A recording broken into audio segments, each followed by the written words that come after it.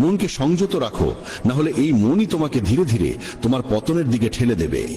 অশান্ত মনই মানুষের সবচেয়ে বড় শত্রু, আর নিয়ন্ত্রিত মন হয় তার সবচেয়ে আপন বন্ধু। জ্ঞান মানে শুধুমাত্র তথ্য নয়, সত্যিকারের জ্ঞান অভিজ্ঞতা ও বিবেকের সঙ্গে পরিপূর্ণ হতে হয়।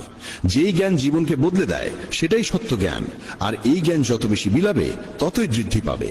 কাউকে বারবার সাহায্য করো না যতক্ষণ না সে নিজে দাঁড়াতে শেখে, নচেত তুমি তাকে সক্ষম নয়, নির্ভরশীল করে তুলবে। যে ব্যক্তি ফলের আকাঙ্ক্ষা করে কাজ করে সে কাজেই আটকে পড়ে এবং আত্মার সঙ্গে তার যোগ ক্ষীণ হতে শুরু করে। মহানতা কখনো জাতি, পদ বা ধনে নির্ভর করে না, বরং কেবলমাত্র কর্মের উপর নির্ভরশীল। তোমার দৃষ্টিভঙ্গি ঠিক করে এই পৃথিবী তোমার কাছে সুন্দর হবে না কুরূপ। এই জগৎ তোমাকে যেমন দেখা দেবে তা নির্ভর করে তুমি কিভাবে দেখছো তার উপর। আমার, তোমার, ছোট বড়, নিজের, পর, এসব সবই কেবল মনের কল্পনা। যদি তুমি মনের এই বিভেদ মুছে ফেলতে পারো তাহলে বুঝে নিও সবকিছুই তোমার এবং তুমিও সবার হয়ে যাও। যে ব্যক্তি ফলের বাসনা ত্যাগ করে কেবলমাত্র তার কর্মে মনোনিবেশ করে সেই প্রকৃত সুখ ও আত্মিক শান্তির আস্বাদ পায়।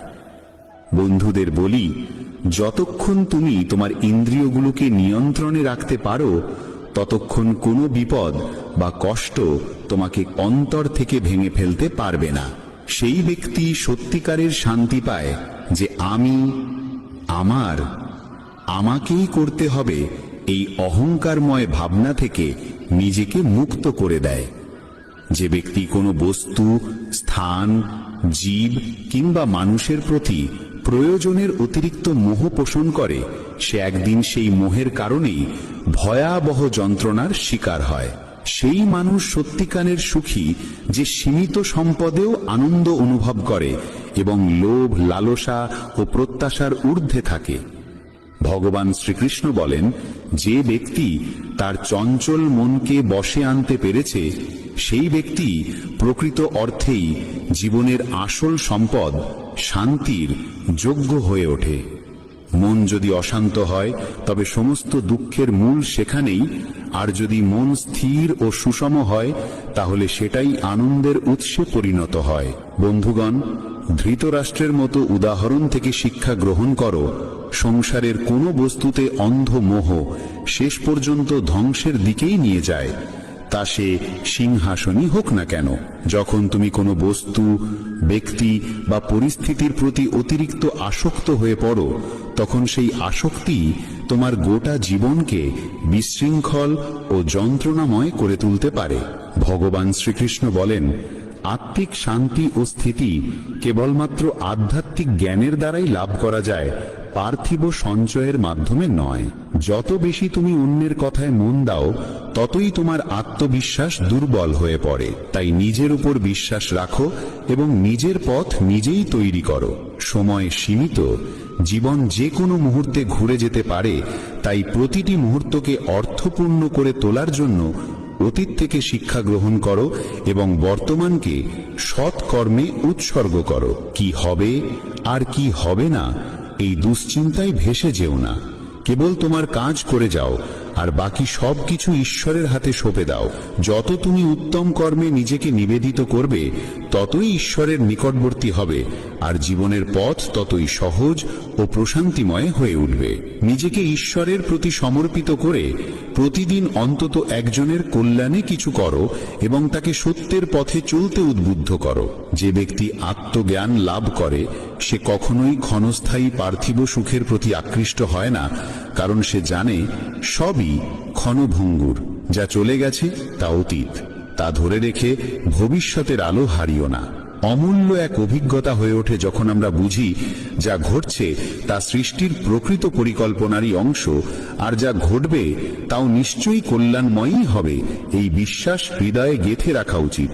বন্ধুগণ, শুধু বেদ ও পুরাণ পাঠ করলেই কিছু হয় না যতক্ষণ না আমরা তাদের শিক্ষাগুলি জীবনে গ্রহণ করি এবং সেগুলোর অনুসরণ করি। রাবণের মতো একজন মহাপণ্ডিত শুধুমাত্র আত্মজ্ঞানহীনতার কারণে ধ্বংস হয়ে গেল। তার বুদ্ধি ছিল অন্ধকার ও কামনার দ্বারা চালিত। ভগবান শ্রীকৃষ্ণ বলেন, আমি সমস্ত জীবের প্রতি সমভাবে দৃষ্টিপাত করি। আমার কাছে কেউ প্রিয় নয়, কেউ অপ্রিয় নয়, সবার প্রতি আমার ভালোবাসা সমান। জ্ঞান তখনই মূল্যবান হয় যখন তা অন্যদের কাছে পৌঁছায়। যে জ্ঞান সমাজের উন্নতির পাথেয় না হয়, তা শুধু আত্মগর্বের বস্তু হয়ে থাকে। তুমি ভয় পাও কেন? অকারণে চিন্তা করো কেন? আত্মা তো না জন্মায় না মরে, এটাই জীবনের চিরন্তন সত্য। মানুষেরই কর্ম তাকে ঈশ্বরের নিকটবর্তী করে তোলে অথবা দূরে সরিয়ে দেয়। তাই সতর্ক থেকো এবং সদা সৎকর্মে রত থেকো। যখনই এই পৃথিবীতে অধর্ম, অন্যায় ও অন্ধকার গাঢ় হয়, তখন আমি নিজে আবির্ভূত হই এবং ধর্মের পুনঃপ্রতিষ্ঠা করি। যে ধান লোক দেখানো নয়, বরং কর্তব্য বোধ থেকে সম্পন্ন হয়, সেটাই সাত্ত্বিক দান নামে পরিচিত এবং সেটাই আত্মার উন্নতির প্রকৃত পথ। যে তার চঞ্চল মনকে আয়ত্তে আনতে পেরেছে, সে যেন নিজ ঈশ্বরকেই লাভ করেছে, কারণ তখন আর কোনো বাইরের প্রভাব তাকে বিচলিত করতে পারে না। এমন জ্ঞানী ব্যক্তিকে দুঃখের ক্লেশ স্পর্শ করে না, সুখে সে অহংকারে গর্বিত হয় না।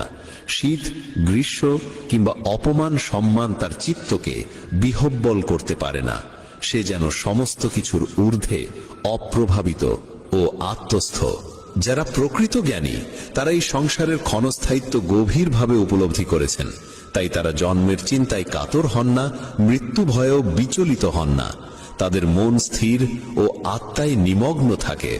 তারা জানেন আত্মা কখনো জন্মায় না, কখনো মরেও না, শুধু দেহের পরিবর্তন ঘটে।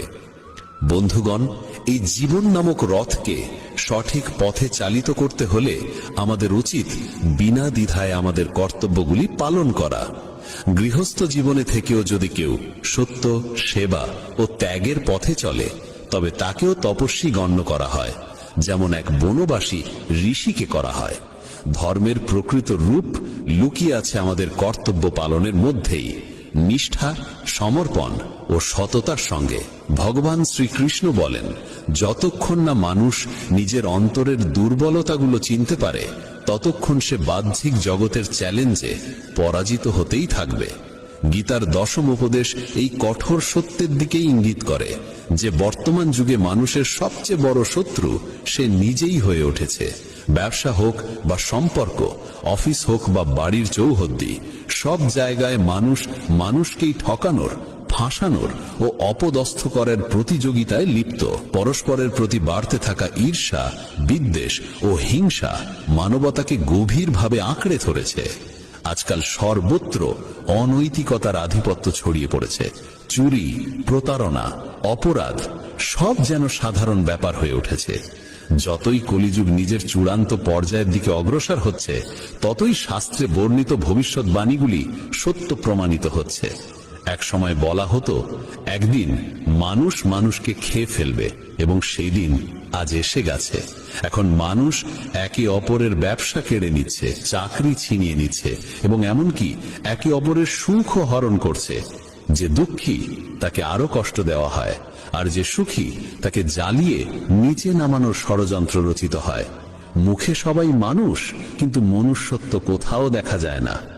একবার এক ধনী ব্যবসায়ীর রাজপ্রাসাদ সম বাড়ির বাইরে এক ক্লান্ত, ক্ষুধার্ত এবং তৃষ্ণার্ত ভিখারি এসে দাঁড়ায়। কেঁপে কেঁপে নম্রস্বরে সে বলে, শেঠজি, অনেক দূর থেকে হেঁটে এসেছি, গলা শুকিয়ে গেছে, একটু জল দিন না, না হলে প্রাণটা যাবে। শেঠজির উত্তর, এখন বাড়িতে কেউ নেই, চাকর এলে তখন জল নিয়ে যেও। কিছুক্ষণ পরে আবার ভিখারিটি মিনতি করে, শেঠজি, আমার অবস্থা খুব খারাপ, আশেপাশে কোনো ঘর ঘোরানাও নেই, অনুগ্রহ করে একটু জল দেন। শেঠজি আবার সেই এক উত্তর, বললাম তো লোক আসছে। তখন ভিখারির চোখে আর অসহায়তা ছিল না, ছিল জাগ্রত বোধ। সে শান্তভাবে বলে, আপনি নিজেই একটু সময়ের জন্য মানুষ হয়ে উঠতে পারেন না? বন্ধুগণ, এটাই তো আজকের যুগের সবচেয়ে বড় ট্র্যাজেডি। কেউই মানুষ হতে চায় না, সবাই শুধু অন্যদের কাছ থেকে মানবতা আশা করে, কিন্তু নিজে কিছু দিতে চায় না। তাই আজকের যুগকে স্বার্থপর যুগ বলা হয়। যেখানে সম্পর্ক, আচরণ, আত্মীয়তা সবই স্বার্থের ওপর দাঁড়িয়ে আছে। ভগবান শ্রীকৃষ্ণ বলেন, যে নিজেকে অন্যের প্রয়োজনীয়তা বানিয়ে তোলে সেই নিজের দুঃখের কারণ হয়ে দাঁড়ায়। গীতার একাদশ উপদেশ হল, জীবনে কখনো নিজেকে কারোর প্রয়োজনীয়তা বানিও না।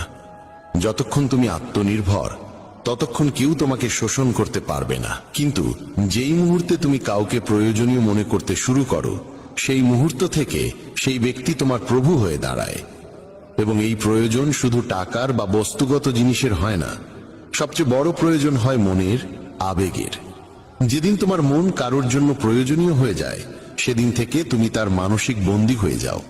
মনে রেখো, মা বাবা ছাড়া এই পৃথিবীতে কেউ সম্পূর্ণ নিঃস্বার্থ হয় না।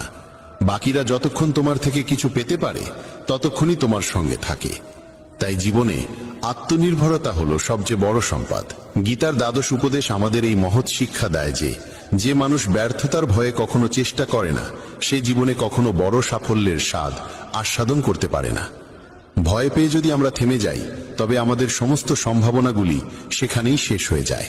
ক্রোধে বুদ্ধি বিভ্রান্ত হয়, বিভ্রান্ত বুদ্ধি সিদ্ধান্ত নিতে পারে না, এবং সিদ্ধান্তহীন ব্যক্তি ধীরে ধীরে পতনের পথে এগিয়ে যায়। তাই ক্রোধ, লোভ ও বিভ্রম এই তিনটি মন থেকে একেবারে দূর করে দিতে হবে। প্রত্যেক সফলতা যেন একটি তালায় লোকানো থাকে, যেটিকে খুলতে 5টি চাবির প্রয়োজন হয়: সৌন্দর্যপূর্ণ চিন্তা, লক্ষ্যপূর্ব মনোযোগ, সম্পূর্ণ আত্মসমর্পণ, দৃঢ় সংকল্প এবং নিরবিচ্ছিন্ন প্রয়াস। শ্রীকৃষ্ণ বলেন, হে অর্জুন, তুমি শুধু কর্ম করবার অধিকারী, ফলের আশা তোমার নয়। যখন তুমি নিষ্কামভাবে কর্ম করবে, তখনই প্রকৃত সফলতা অর্জিত হবে। সুতরাং কর্ম করে যাও, ফলের চিন্তা করো না। কারণ মানুষ যদি লোভ বা ভয়বশত কর্ম করে, তাহলে সে নিজের কর্মের মূল্য নিজেই কমিয়ে দেয়। যদি তুমি শান্তি ও সন্তোষ চাও, তবে আগে মনকে পবিত্র করতে হবে।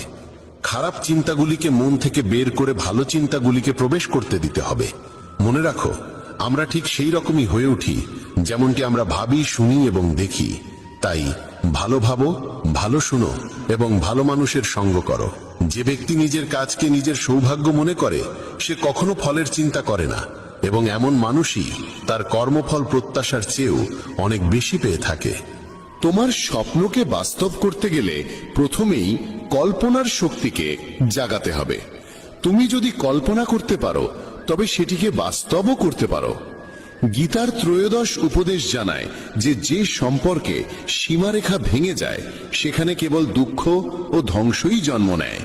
সম্পর্কের সম্মান ও মর্যাদা এই দুই সবচেয়ে গুরুত্বপূর্ণ স্তম্ভ। যখন কেউ সেই মর্যাদাকে লঙ্ঘন করে, তখন সম্পর্কটি ধীরে ধীরে ভাঙতে শুরু করে। সম্পর্ক তখনই পর্যন্ত টিকে থাকে যতদিন দুজন মানুষ পরস্পরের সীমার সম্মান রক্ষা করে চলে এবং একে অপরের মর্যাদাকে আঘাত না করে। শেষ পর্যন্ত যে সম্পর্কে সম্মান, সীমা ও সমঝোতা থাকে না, তার পরিণতি ধ্বংসই হয়।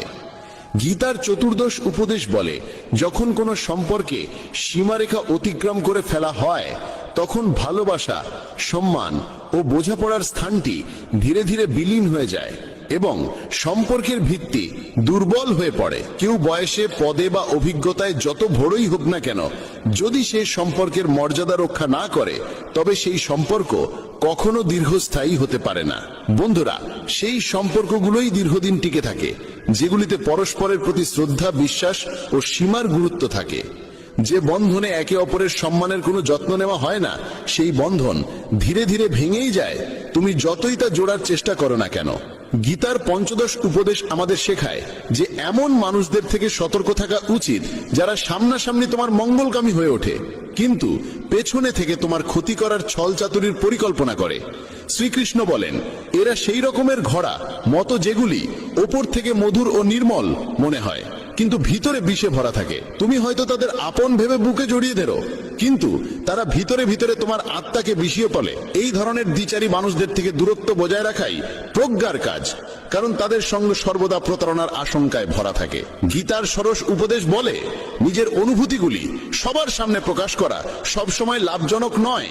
পৃথিবীতে অনেক মানুষ আছে যারা তোমার হাসির আলোকে সহ্য করতে পারে না, আর তোমার কান্নার জলে লবণ ছিটিয়ে দিতে তৈরি হয়ে বসে থাকে। প্রতিটি ব্যথা সবার সামনে বলো না, কারণ এখানে সবাই সহানুভূতির জন্য অপেক্ষা করে না, অনেকে শুধু তা উপভোগ করতে চায়। তোমার ক্ষত কেবল তাকেই দেখাও যে সেই ক্ষতকে বুঝতে সক্ষম। বাকি দুনিয়া তো কেবল বিনোদন খোঁজে।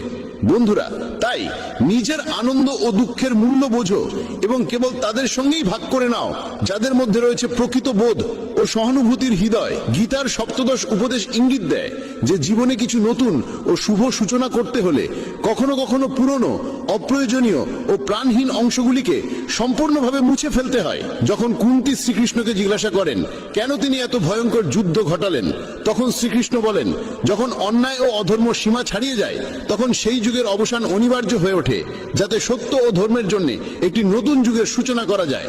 যেমন পুরনো ও জরাজীর্ণ ভবন ভেঙে নতুন প্রাসাদ গড়া হয়, তেমনি জীবনে পুরনো কষ্ট ও নেতিবাচকতা পুরোপুরি সরিয়ে রেখে নতুন সূচনা করতেই হয়। গীতার অষ্টাদশ উপদেশ এই বাস্তবতাকে তুলে ধরে যে যখনই তুমি নিজেকে একা অনুভব করো, তখনই সত্যটি মনে রেখো যে তুমি একা এসেছিলে এবং একাই যাবে। জীবনের এই যাত্রায় যারা তোমার সঙ্গ দেয় তারা একসময় তোমার সঙ্গ ত্যাগ করে, এমনকি তারাও যারা তোমায় জন্ম দিয়েছে। তাই অন্যদের থেকে কিছু আশা করা বন্ধ করো। যদি কেউ তোমায় ছেড়ে চলে যায় তবে ভেঙে পড়ার কিছু নেই, কারণ শ্রীকৃষ্ণ বলেন, যেই আমাকে মানে বা না মানে আমি প্রতিটি আত্মার সঙ্গে সর্বদা বিরাজমান। যখন গোটা দুনিয়া তোমার সঙ্গে না থাকে তখন এইটুকু জেনে রেখো, পরমাত্মা তোমার অন্তরেই সদা উপস্থিত আছেন। গীতার ঊনবিংশ উপদেশ আমাদের সাবধান করে দেয় যে কখনো কোনো সম্পদ, পদমর্যাদা বা শক্তির অহংকার করা উচিত নয়। দুঃশাসনের মতো যারা নিজের যোদ্ধাদের শক্তির গর্ব করে তাদের শেষ পরিণতিও অবধারিতভাবে ধ্বংসে হয়। পরাজয় ও বিনাশ ডেকে আনে সেই ধন ও শক্তির অহংকার যা মানুষের দৃষ্টিশক্তিকে আচ্ছন্ন করে ফেলে, তার দূরদৃষ্টি লোপ পায়। অহংকারী নিমগ্ন মানুষ সর্বদা অন্যকে তুচ্ছ প্রমাণ করার চেষ্টা করে, কিন্তু একদিন সেই অহংকারী তার পতনের শুনে করো। এমন কোনো কথা বলো না যা অন্য কারো মনে গভীরভাবে আঘাত দেয়। স্পষ্ট কথা বলা ভালো, কিন্তু তা যেন ভদ্রতায় মোড়ানো হয়। যদি রাগে থাকো তবুও এমন কিছু বলো না যা পরে আফসোসের কারণ হয়ে দাঁড়ায়। কথা বলার সময় তোমার কণ্ঠে যেন নম্রতা থাকে। যতটা সম্ভব সহজভাবে বলো, কিন্তু ভালোবাসার সঙ্গে বলো। একজন ভালো মানুষ হতে হলে তোমায় খুব বেশি কিছু করতে হয় না, তবে এসব অভ্যেস নিজের স্বভাবের অংশ করতে সময় লাগে। এজন্য এর চর্চা করতে হয়। নিজেকে প্রশ্ন করো, আমি কি একজন ভালো মানুষ? আর কেন আমি ভাবি যে আমি ভালো? তোমার ভেতরের বিশেষ গুণগুলো কি? তুমি কিভাবে অন্যের সঙ্গে আচরণ করো? এই প্রশ্নগুলো তোমাকে তোমার খুদগুলো চিনতে সাহায্য করবে। শুরুতে হয়তো নিজেকে এইসব প্রশ্ন করা অদ্ভুত লাগবে, কিন্তু নিজের সঙ্গে প্রশ্নোত্তর চালিয়ে যাও এবং নিজেকে নম্র আর ভেতর থেকে শান্ত রাখার চেষ্টা করো। যদি একজন মানুষ হিসেবে নিজেকে উন্নত করতে চাও, তবে তোমার খুদগুলো চিনে নিয়ে তা দূর করতেই হবে। গুরুবর আবার বললেন, এই পৃথিবীতে প্রেমের চেয়ে বড় কিছু নেই। প্রেম তোমাকে গড়ে তুলতেও পারে, আবার নষ্টও করে দিতে পারে। তবে যারা প্রেমকে বুঝতে পারে না তারাই নষ্ট করে, কারণ প্রেম নিজেই তো এক পবিত্র শক্তি। প্রেম মানেই তো ঈশ্বর। একটা নিয়ম করে ফেলো যে তোমার ভেতরে সবার জন্য থাকবে ভালোবাসা আর করুণা। যে হৃদয়ে ভালোবাসা থাকে সেই হৃদয়ই পরিপূর্ণ থাকে। তুমি যত বেশি ভালোবাসা বিলিয়ে দেবে তা আরো বেশি হয়ে ফিরে আসবে। যে হৃদয়ে ভালোবাসা আর দয়া আছে সে কখনো কারো ক্ষতি করতে পারে না। তার মনে অন্যের প্রতি কোনো নেতিবাচক ভাবনা আসেই না। প্রেমের মধ্যেই সেই শক্তি আছে যা আমাদের ভুল কাজ থেকে বিরত রাখে। যে ভুল করে সে কখনো শান্তিতে থাকতে পারে না। তার মন সবসময় অপরাধ বোধ আর ভয়েতে ভরে থাকে। ভুল কাজ করা বন্ধ করে দাও, তারপর দেখো তুমি কত অগণিত সুখ আর তৃপ্তি অনুভব করো, যা তোমার গোটা জীবনটাকেই শান্তিতে ভরে দেবে। যারা স্বার্থপর আর বিশ্বাসঘাতক হয় তাদের থেকে সুখ দূরেই থাকে। তারা যতই খুশির মুখোশ পরে থাকুক না কেন, ভেতরে ভেতরে তারা সবসময় কষ্টে থাকে। খারাপ কাজ আর খারাপ চিন্তা আমাদের কখনো সুখী হতে দেয় না, আর যেখানে সুখ সেখানেই প্রেম থাকে। এইসব বলে গুরুবর তার উপদেশ শেষ করলেন এবং সমস্ত শিষ্য আবার তাদের দৈনন্দিন কাজে ফিরে গেল। বন্ধুরা, এই রকম ভাবনা নিজের মনে ধারণ করলে এবং চিন্তাগুলোকে ইতিবাচক রাখলে জীবনের রূপটাই বদলে যাবে। এই ভিডিও থেকে আমরা অনেক কিছু শিখলাম, যেমন নিজের সঙ্গে ইতিবাচক কথোপকথনের গুরুত্ব, নিজেকে অযোগ্য মনে করার বদলে নিজের গুণের কথা মনে রাখা, কারণ এতে আত্মবিশ্বাস বাড়ে। এই ভিডিওতে আমরা এও শিখলাম আমাদের নিজের অন্তরের কণ্ঠস্বর শুনতে হবে। আমাদের নিজের খুঁত, গুণ, লক্ষ্য সব স্পষ্টভাবে জানা উচিত। সব সময় ইতিবাচক চিন্তা করো, আর মনে রেখো, যদি তুমি একবার স্থির করে ফেলো তবে জীবনে কিছুই অসম্ভব নয়। এই ভিডিও আমাদের ভালো মানুষের গুরুত্বও শেখায়। ভালো হওয়া আসলে সফল হওয়ার চেয়েও জরুরি। পৃথিবীতে এমনিতেই অনেক খারাপ আছে, আর আমাদের ভেতরের খারাপ দিক আমাদের মানসিক ও শারীরিকভাবে দুর্বল করে তোলে। তাই যতটা সম্ভব নিজের মন আর চিন্তা পবিত্র রাখো। ভালো ভাবো, ভালো করো এবং নিজের ভেতরের খারাপিকে মাথা না। তুমি কি কখনো ভেবেছ জীবনের আসল অর্থ কি? কেন কখনো এটি আমাদের মুখে হাসি এনে দেয়, আবার কখনো চোখে অশ্রুর সাগর ঢেলে দেয়? কেন কখনো সবকিছু আমাদের অনুকূলে থাকে, আর কখনো আমরা একেবারে একা দাঁড়িয়ে থাকি? এই প্রশ্ন প্রতিটি মানুষের হৃদয়ে কখনো না কখনো জন্ম নেয়, আর এই প্রশ্নের উত্তর নিজেই দিয়েছেন যোগেশ্বর শ্রীকৃষ্ণ। চলুন শুরু করি আজকের এই ঈশ্বরীয় ভাবনা। শ্রীকৃষ্ণ বলেছেন, জীবন এক রেলগাড়ির মতো। যতক্ষণ এটি চলতে থাকে ততক্ষণ মানুষ আসে যায়। কখনো এটি খুব দ্রুত ছুটে চলে, কখনো ধীরে চলে, আবার মাঝে মাঝে কিছুক্ষণ থেমেও যায়। প্রতিটি স্টেশনে কেউ নতুন করে উঠে, কেউ নেমে যায়, কিন্তু যাত্রা কখনো থেমে থাকে না। আর যখন শেষ স্টেশন আসে তখন সবাইকে নামতে হয়, কেউই সঙ্গে থাকে না। এই সত্যই জীবনের সবচেয়ে বড় বাস্তবতা। রাতের সময় স্টেশনে ভীষণ কোলাহল। একটি দ্রুতগামী ট্রেনে এক যাত্রী জানালার পাশে বসে বাইরে তাকিয়ে গভীর চিন্তায় ডুবে আছে। তার নাম অংশুমান। ট্রেনে মানুষ উঠছে, নামছে, কেউ তার সামনে বসছে, কেউ গল্প করছে, কেউ হাসি ঠাট্টা করছে। তাদের মধ্যে কেউ কেউ এমন ছিল যাদের দেখে অংশুমানের মনে হয়েছিল এই মানুষগুলো বোধহয় তার পুরো যাত্রা পথে সঙ্গ দেবে। শুরুতে তার কামরায় ছিলেন এক বৃদ্ধ দম্পতি। তারা অংশুমানের সঙ্গে নিজের খাবার ভাগ করে নিলেন। তার মনে হলো এরা কত আপনজনের মতো। কিন্তু পরে স্টেশনে নামার সময় এরা বিদায় নিলেন। তারপর এক যুবক এলেন, যার সঙ্গে অল্প সময়ে গড়ে উঠল সুন্দর এক বন্ধুত্ব। দুজনে মিলে অনেকক্ষণ হেসে খেলে কথা কাটালো। অংশুমান ভাবল, এবার নিশ্চয়ই পথটা সহজ হবে। কিন্তু পরের স্টেশনে সেই যুবকও নেমে গেল। এইভাবে মানুষ আসতে লাগলো, যেতে লাগলো। প্রতিবারই অংশুমানের মনে হলো এবারের মানুষটা হয়তো থাকবে। কিন্তু প্রত্যেকবারই কেউ না কেউ কোনো না কোনো অজুহাতে চলে গেল। তার মন ভারী হয়ে উঠল। সে ভাবতে লাগলো, সবাই কেন তাকে ফেলে চলে যাচ্ছে? সে কি এতটাই অযোগ্য যে কেউ তার সঙ্গ দিতে চায় না? ঠিক তখনই তার সামনে বসে থাকা এক সাধু মৃদু হেসে বললেন, পুত্র, মন খারাপ করছো কেন? তুমি কি ভুলে গিয়েছো এই রেলগাড়িটা তোমার নয়? এখানে যত মানুষ আছে সবাই নিজেদের স্টেশনে নামবে। কেউই তোমার জন্য পুরো পথ থাকবে না। জীবনও এমনই। অংশুমান নিঃশব্দে জিজ্ঞেস করল, তাহলে কি এই দুনিয়ায় কেউই নিজের নয়? সাধু শান্ত গলায় বললেন, নিজে সেই যাকে তুমি নিজের মনে করো। বাকিরা সবাই পথের যাত্রী। সম্পর্কের কষ্ট তখনই লাগে যখন আমরা ভাবি কেউ আমাদের সঙ্গে চিরকাল থাকবে। কিন্তু সত্য এই যে সবারই আলাদা স্টেশন আছে। যার স্টেশন এসে গেছে সে নামবেই, তুমি যতই তাকে থামাতে চাও না কেন। সাধু আবার বললেন, তাই পুত্র, নিজের যাত্রাকে অন্যের জন্য বিষণ্ণ করো না। কেউ চলে গেলে যেতে দাও। কারোর প্রতারণাকে জীবনের শেষ ভেবে বসো না। এই দুনিয়া এমনই। যদি তুমি প্রতিটি নামা মানুষের জন্য কাঁদতে থাকো তাহলে শেষ স্টেশনে পৌঁছানোর আনন্দ হারিয়ে ফেলবে।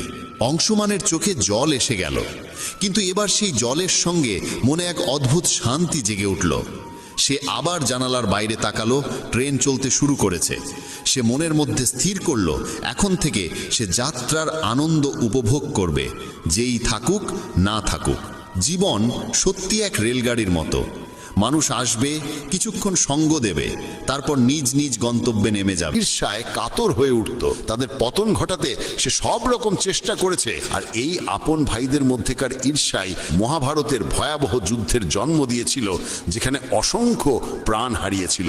বাইরের লোক তোমার জীবন কেমন চললো তাতে কিছু যায় আসে না, কিন্তু আত্মীয়দের মন তোমার সুখ সহ্য করতে পারে না। তারা মুখে মধুর কথা বলল, অন্তরে তোমার ভালো চায় না।